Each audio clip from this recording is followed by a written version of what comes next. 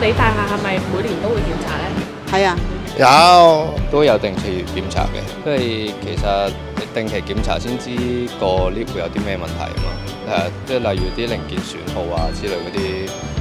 有檢查總好過冇檢查嘅。我哋大廈連貫性都有時都會壞嘅，呢啲即係啲管理員即刻就叫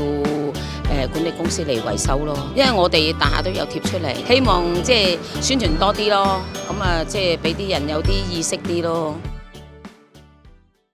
升降機設備咧安全嘅法律制度咧，正式喺4月1號咧就生效㗎。咁啊，生效之前嘅1個月咧，我哋亦都係聯同相關嘅團隊咧一齊去大廈嗰邊咧係進行咗一個巡區嘅工作。巡區過程當中咧，我哋發現咧有小部分嘅大廈咧仍然係未進行升降機嘅檢驗工作㗎。佢唔係好了解原來咧電梯嘅年檢工作同埋正式嘅檢驗咧係兩種唔同嘅事情㗎。升降機登記咗之後咧，要正常運作係必須要咧進行每年最少1次嘅一個檢驗嘅工作，而得到相關實體單位發出一個聲明書咧，先能夠正常運作嘅。咁有好多大廈嘅負責人啦，佢哋表示其實佢進行咗年檢㗎咯喎，點解仲係未 OK 呢？佢係需要有一個相關實體進行呢棟大廈升降機嘅年檢咧，而通過咗之後咧，先能夠正常運作。咁所以咧，原來我哋嘅大廈部門啦，同埋我哋嘅一啲大廈嘅負責人咧，其實唔係好清楚呢件事情。咁喺呢度咧，建議咧相關當局咧係可以喺唔同渠道